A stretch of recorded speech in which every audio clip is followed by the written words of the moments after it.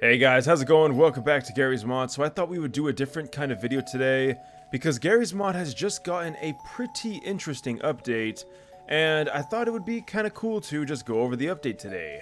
In fact, you're already going to notice the first thing that we're going to talk about today, and that is the Crosshair.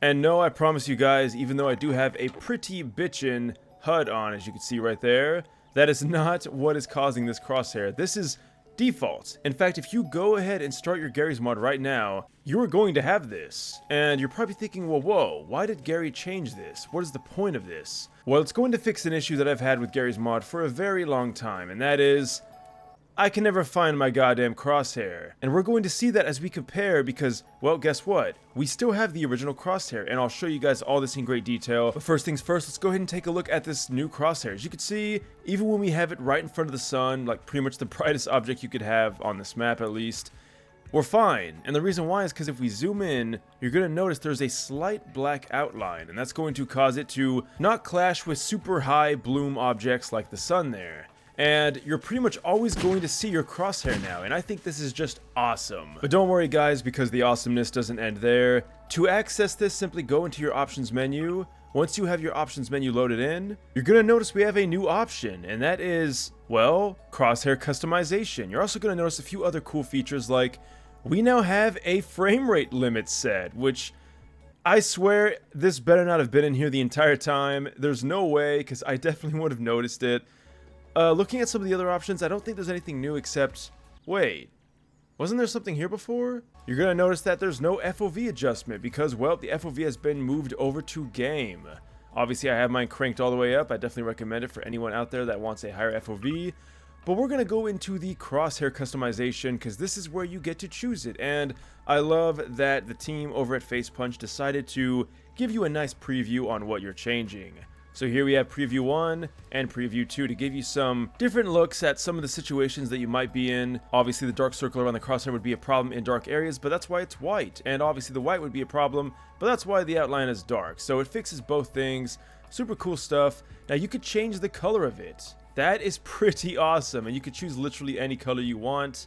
So if you wanted like a red crosshair, you could totally do that. I'm going to go ahead and go back to the standard though. Now, the awesome thing is maybe you guys like the classic one. Well, guess what? We have the classic one right here. Now, I don't remember this one. This must be like super classic. But hey, check this out. We have even more customization options. You can even adjust the gap, the size, the thickness. I don't know about you, but I like them thick. Just kidding, we're going to go back to the standard one. Now, again, it's pretty awesome. You really do get a ton of customization. You even get the dot if you want the dot in the center, and you could do like T-style. You could do any kind of mixtures of any of these things. You can even have the classic Half-Life 2 indicators here for your ammunition. And maybe you don't like any of this. Well, hey, guess what? You still have the classic one that we've always had, the one from Half-Life 2.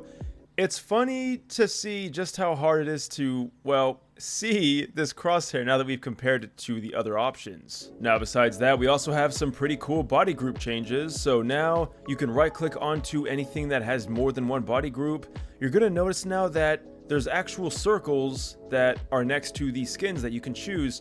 And normally when you pick one, okay, it changes, it closes the menu, whatever.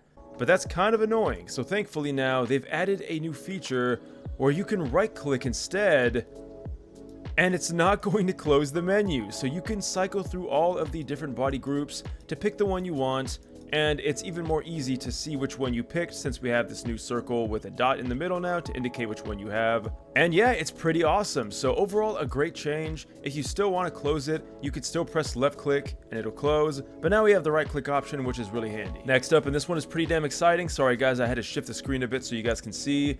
We have a brand new server tab here, and this is going to give you a whole new host of different features that we can customize. One is being able to allow client-side scripts, so that's pretty cool that we have that option there. Don't have to go into like the console or anything like that. Now this one is really cool. In fact, for some reason I skipped over this when I was looking over the patch notes.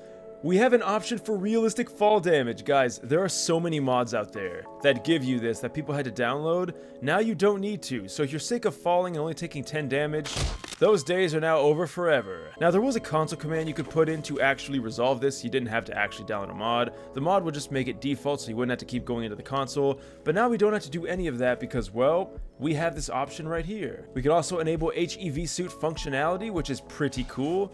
Again, kind of mimicking elements from Half-Life 2. So now our sprint will not last forever if that's really what you want. But this one is one of my favorites of all time. Guys, we have the supercharged gravity gun. This is one of my favorite things in all of Half-Life. There's nothing more badass than breaking into the Citadel, grabbing Combine with your gravity gun, and killing more Combine with said Combine. And it's so cool that we get this. Again, guys, there have been tons of mods that have this on the workshop, but now you don't need to because we have it here. We also have a pretty quick toggle to enable or disable God mode. Really love to see that it's right there, super convenient because I hate having to go into the settings, go into options, go into utilities, go to sandbox settings, make sure that my God mode is on or off just in case. But now I don't need to. I can just quickly glance over here, see if I'm on God mode, turn it on or off, and I'm good to go. And then we have a few other easy access options like allowing PvP mode, allowing no clip, stuff that you can obviously find in the utilities tab, but again, it's nice to see that it's in a more convenient spot now. Oh, and also there's an option to take away weapons from spawn in case you didn't want to spawn with any weapons. Next up, we have native support for Portal 1 content. Yes, that even means the sentry turret, which is just so cool. So if you guys do have Portal 1 mounted and installed, you can, well, spawn a plethora of different Portal entities, including all of the personality cores, which is just awesome. I absolutely love this. Next up, and this one, guys, is a pretty big feature for me. We can now import presets. So if your friend has a bunch of mods and you want to download them, or I know that I get requests all the time for, you know, hey, like Necros, what kind of mods do you have? Is there a way you can make a collection and send it to us? Well, now I can, because I can easily just save all of my collection and then give you guys a link that you can then put into this URL and, well, import the entire preset. And to do this, it's pretty easy. Just type in stuff like that.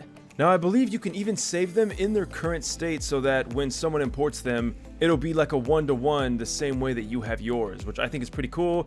Create the preset. Now when you go to load these presets, you'll notice, hey, there's a new option, copy preset to clipboard. Now you can paste this in, make a name if you want, like new preset, and then simply click import and you'll be good to go. Now obviously it's not going to work for me because I already have all the add-ons in this, but it does not stop there because we have a brand new feature with the Duplicator that, well, will keep things more persistent. So now it'll save the NPC's health and current state. As we can see, he's got only 10 health out of his 40. So if we were to copy this and paste it, this Odessa is going to have the exact same health. So really awesome stuff, guys. There's even more to delve into. There's a whole patch note list full of different changes and features added. I'm not going to go over that. I just want to go over the main ones that were announced. I hope you guys enjoyed this though. Let me know your thoughts about these news updates. They don't happen super frequently on Garry's Mod, so I thought, hey, screw it. Let's go ahead and get one done. Don't worry though, a new mod showcase will be tomorrow. I'll see you guys in the next one. Thanks for watching. Links in the description. Leave a like, subscribe, use code Necros94 when you buy G Fuel.